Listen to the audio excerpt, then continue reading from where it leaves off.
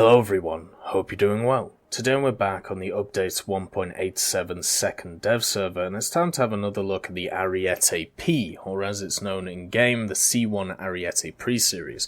As you can see also, they've done some really nice little images for each of these new vehicles. This is the Ariete one, and just to give you an example for some of the other ones, this is the Challenger 2 one, very similar to how we see the helicopter stuff, where they actually have colour to them. I think is really nice. They literally look like pictures, from a book. Or from an actual camera. They've done a really nice job of these. But anyway, the Ariete P. What is this machine? Well, it's a rank 6 battle rating 9.7 machine, which for me feels like a go-kart with 120mm on it. And we've seen a few of these before with slightly lower caliber guns, and it's definitely, in my opinion, one of those sleeper vehicles, mainly probably because of its BR. It's always going to get dragged up to the higher tiers, but it is still competent. It is still okay. So let's have a look at the general values of this thing.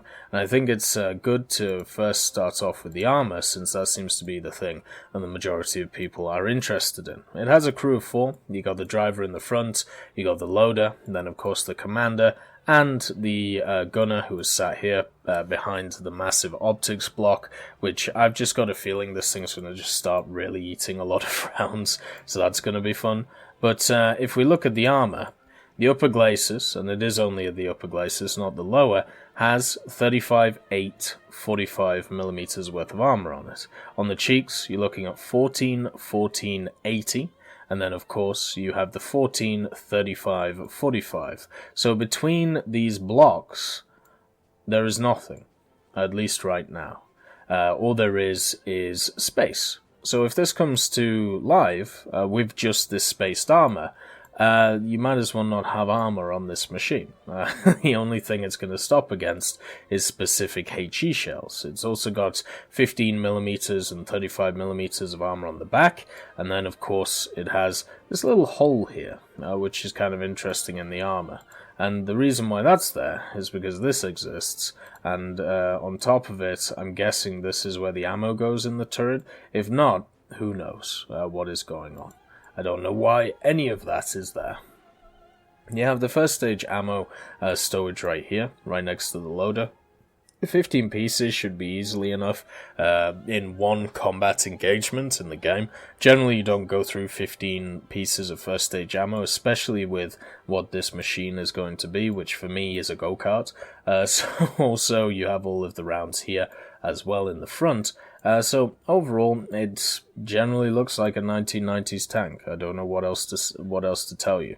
On top of this, if we look at the engine is not there. That is the transmission. Here's the engine, 1300 horsepower, so it's a little bit lower horsepower compared to some of the other machines that we have, and also it is 53 tons, which makes me think that this thing is the armor, at least when we look at the preliminary notes, they say that the armor on this is still subject to change and that there may be bugs with it.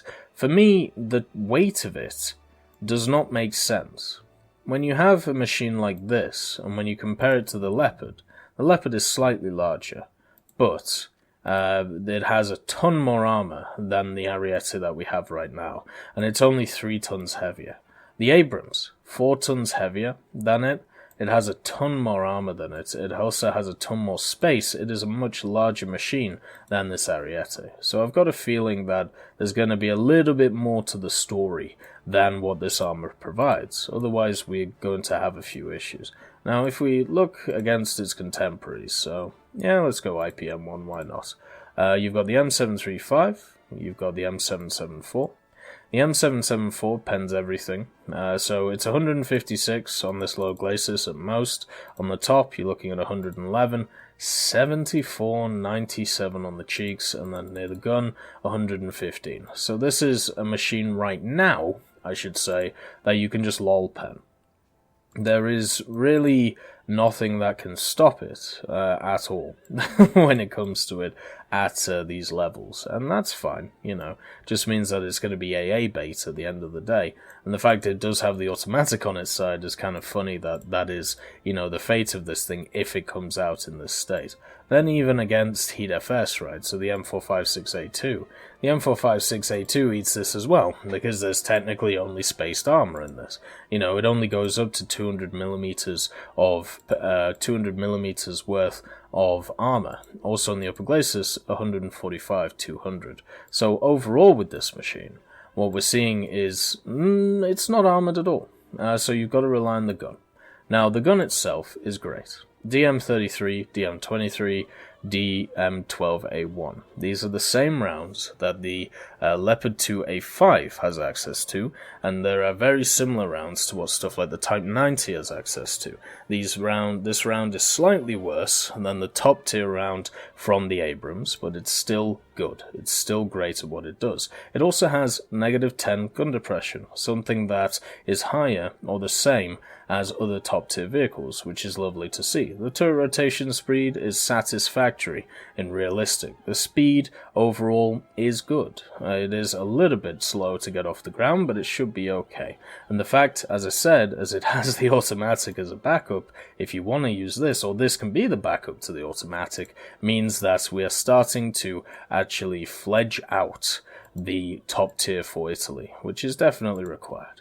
It does have the tricolor lake camouflage, then you've got the winter one, so, you know, nothing crazy here.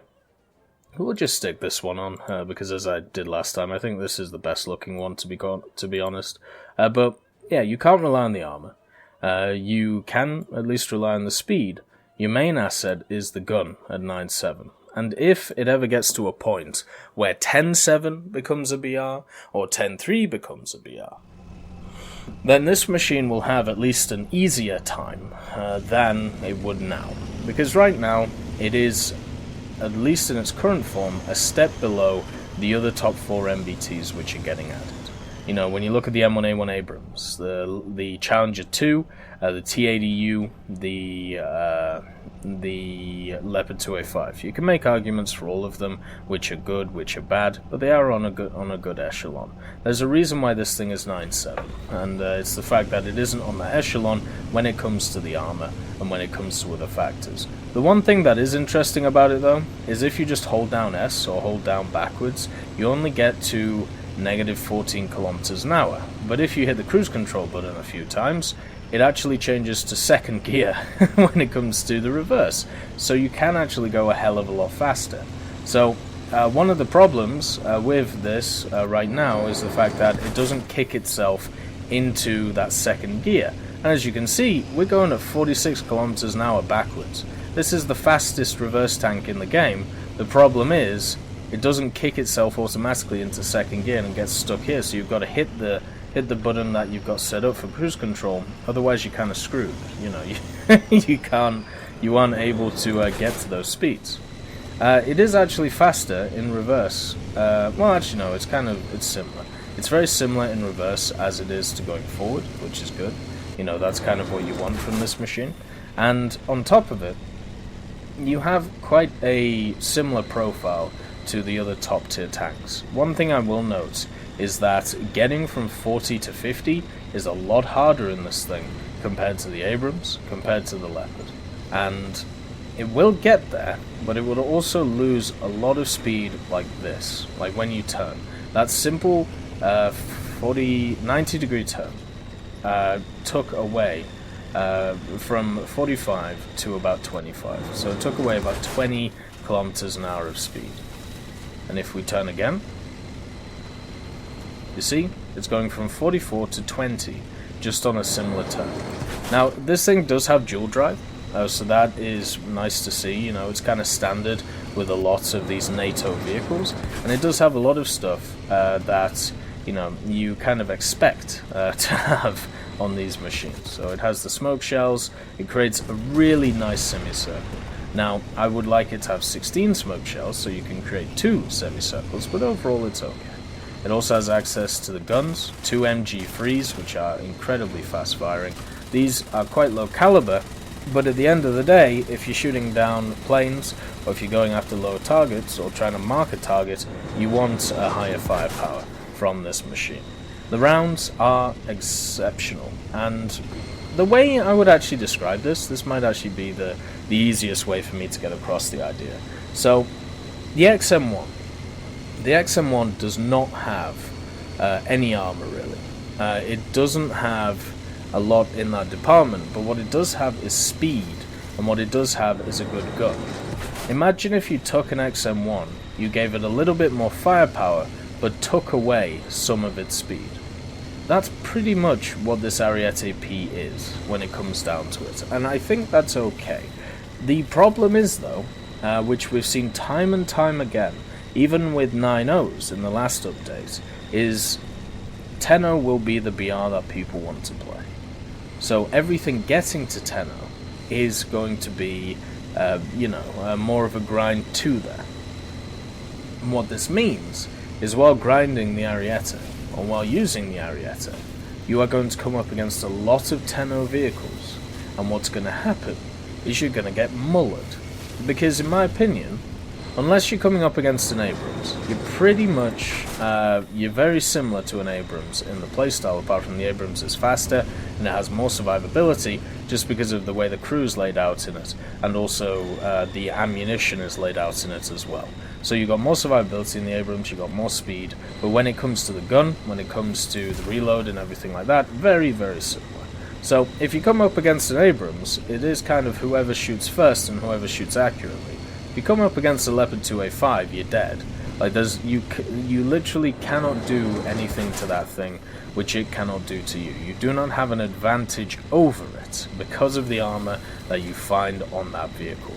On top of this, when it comes to the T80U, you have to aim specifically well to do it, and you have no chance of bouncing a shell from it. So, in that sense, it is very similar to the XM1, where it is who can shoot first, and on some things you're going to have to shoot accurately, and on others you aren't. But, when it comes to you, when it comes to people shooting you, they will not have to aim accurately. They will just have to shoot center mass, and it will be much easier for them to kill you than them.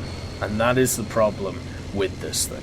It is I suppose you'd call it double standard when it comes to it. And of course there are always going to be these in-game.